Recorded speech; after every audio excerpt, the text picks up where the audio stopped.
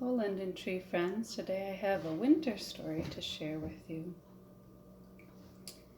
Mother of the fairy tale, take me by your silver hand, sail me in your silver boat, sail me silently afloat. Mother of the fairy tale, take me to your shining land.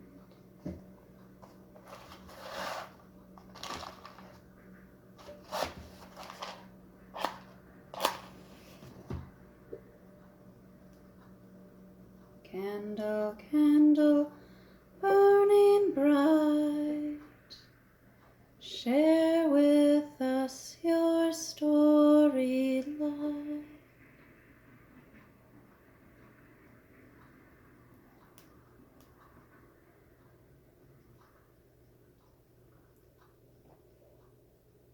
Sorry, that one took a while. Once upon a time, when was it not? There lived a little girl named Isleta. Isleta lived on a nice farm in the country with her parents. It was surrounded by a forest, and she usually stuck to home. She didn't wander too far. They were neither rich nor poor, but they had everything they needed on the farm. They always had food in their bellies and a warm house, and were very happy. Well, it was a blustery winter day. The winds were blowing, and Isleta wanted to go outside to play, so she bundled up in all her snow gear. She put on her snow pants, her coat, her hat, mittens, and boots, and out she went to play. Mom was watching from the kitchen as she was cooking up a nice stew for dinner that evening. Isleta was having so much fun making snowmen, rolling around in the snow. But as the sun shone down onto the snow, she noticed something very beautiful. It had started lightly snowing, and a snowflake caught her eye. This wasn't just any snowflake. She wondered if it was magic, because it floated oh so slowly, and it was the biggest snowflake she had ever seen. It glistened in the sun so beautiful that she was walking behind it, trying to catch it. As the wind blew, off she went, trying to catch this beautiful snowflake that stood out like no other. So she was walking and walking and walking, following this beautiful snowflake. She wanted to catch it and get a closer look. And she didn't realize, but the wind kept blowing and blowing and blowing, and she had been walking, trying to catch this snowflake, walking so far that she got lost in the forest. When she finally caught it, it landed on her red mitten, and she looked down, and it was almost as big as her hand, the most beautiful one she's ever seen. And the funny thing was, all the other snowflakes falling from the sky were quite small, except this one. I think this is a magic snowflake, she said. Maybe I'll make a wish. So she made a wish that day.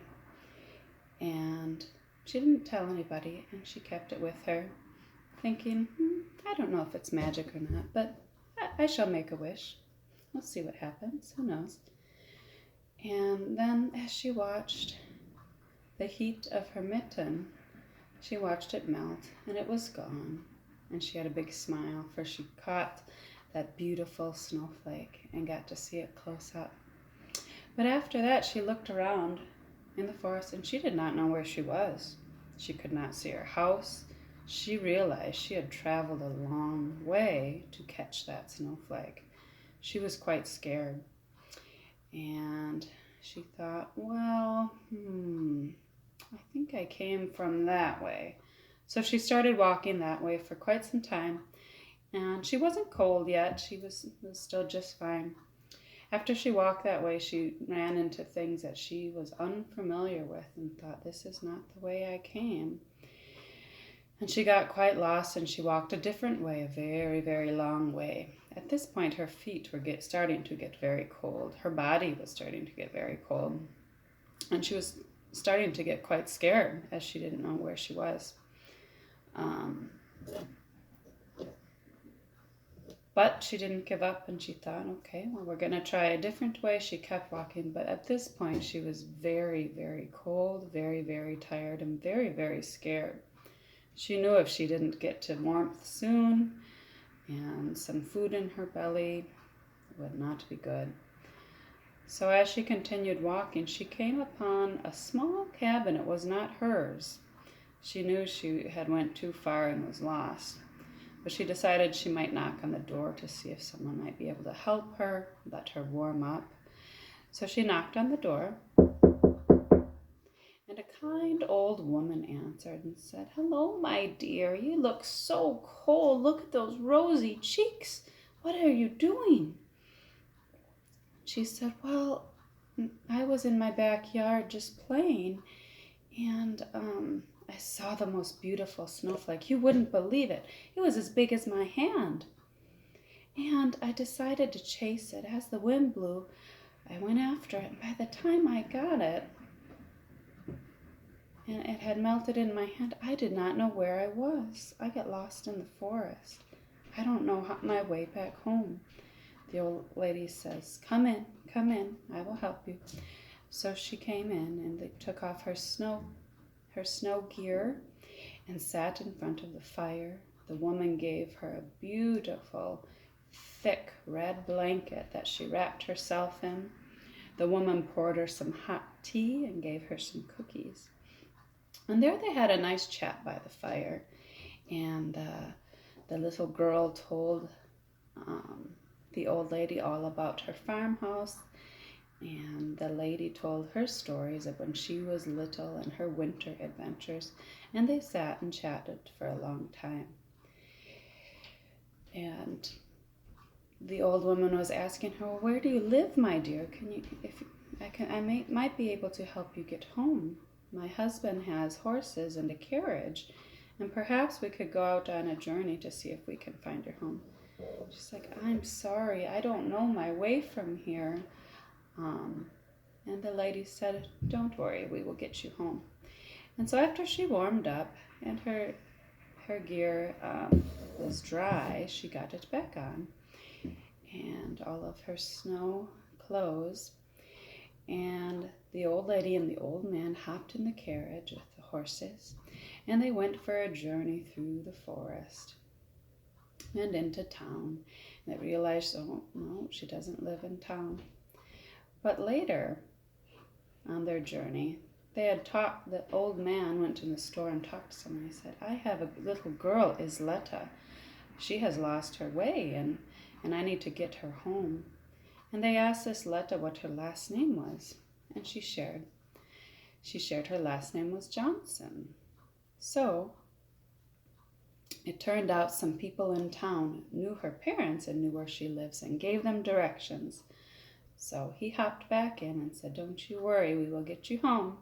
So off they went through the snow on a journey and a special ride, and they found her home. So the old man and lady get out and they walk her up to the door, and the mom is so happy and thanks them, hugs Isleta. Isleta explained what happened and said, "Oh, I'm just so happy you're safe," her mother said. And she hugged the old man and woman and thanked them for having such gracious, warm hearts to take her in and help her get home. And from that day forward, Isleta was more careful, and she remembered to stay near home so she would not get lost. And to this day, we still don't know what her wish was, but I was told it did come true. Maybe that snowflake was magic after all. I wonder. Snip, snap, snout, this tale is told out. Candle, candle burning bright, thank you for your story